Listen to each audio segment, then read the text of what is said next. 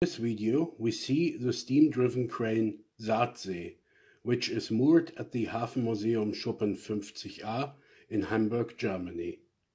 The crane is moored behind the famous tall ship Peking and is often ignored by visitors, but it is a fascinating item.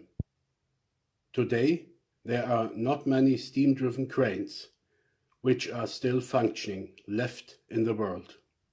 Here you will see the crane, with some explanations. But I must say I am no expert in this. The crane was built in 1920 as a non-self-propelled floating platform and was in use as late as the 1980s.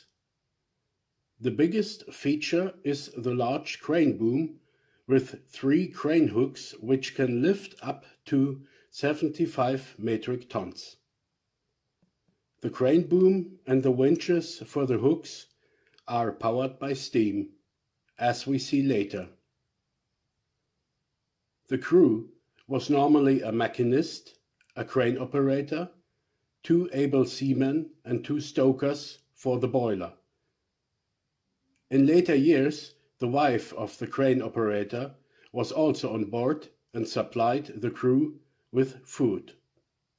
The crane was used on the keel channel for several tasks, like hoisting sunken ships, hoisting channel gates, and installing wooden posts. The life on board was sparse.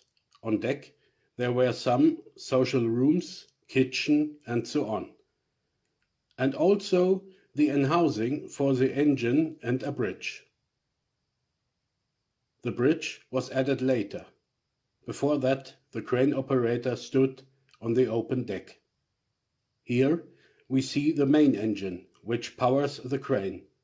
It is a 2-cylinder steam engine with 150 horsepower and reversible like a ship's engine. While on standby, the engine is turning slow to keep it warm and ready. The power ratio is lowered via gearing transmission to the drums and to the boom. On the deck there are bollards and steam-driven winches also.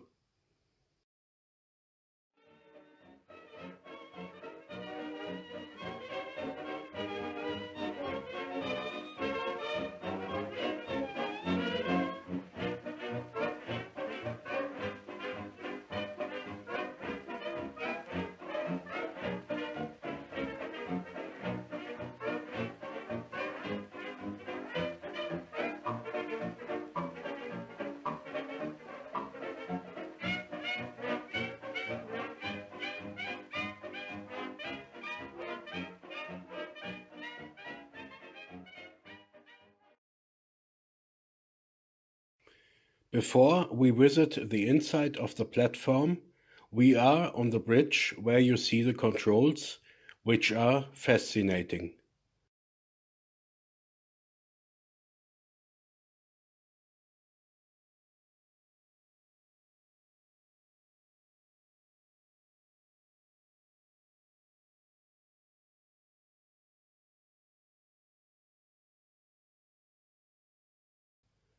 You see the reversing lever, the steam valve for the speed controls, and the hand wheels and the interlocks for engage and de-engage the couplings, for the winches and the worm gear for the crane boom, 4 wheels at all, 3 for the crane hooks and 1 for the crane boom. Later, there were hydraulic brakes added under a new safety regulation, which were also controlled from the bridge. In the aft of the bridge, there is the smokestack and the whistle.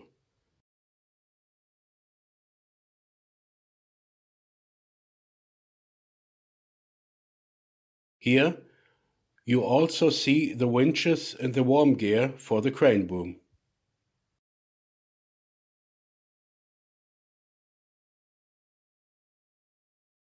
Sadly, the crane was not in steam at this weekend, but nonetheless, a second better look at the engine. As shown, the engine is controlled from the bridge above. Steam valve and reverser are linked from above. You also see the gearing with the massive transmission ratio. These massive V-shaped gears were invented by Monsieur André Citroën, the founder of the automobile company, and are less noisy and more efficient than other gears. At that time, an innovation. Also, you see the compressor tank for the hydraulic brakes in the background. Now we are down in the boiler room, which is dark and dirty and filled with coal dust. The consumption was around 80 kilograms when in use and around 20 kilograms when in standby, measured by the hour.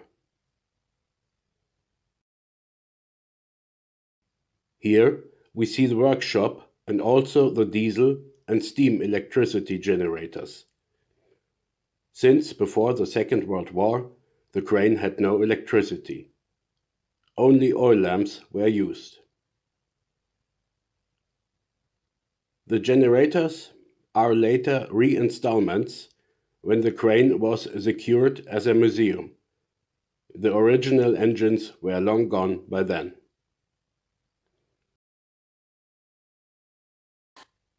Here we see the chamber of the crane operator and the machinist, the highest ranks on board the crane. Just 2 bunks, a desktop table and a mess table. At last we see the store for ropes, cables, buoys and other spare parts.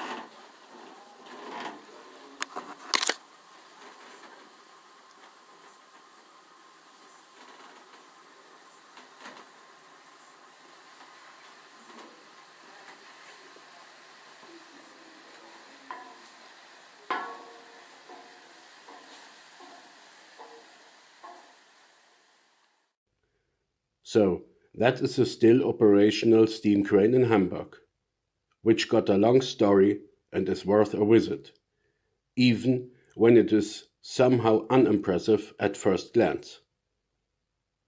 But the steam-driven items are fascinating. Thank you for watching this small video, and please like it, share it, and if you want, subscribe to my channel. And do not forget to visit this fascinating museum in Hamburg, Germany.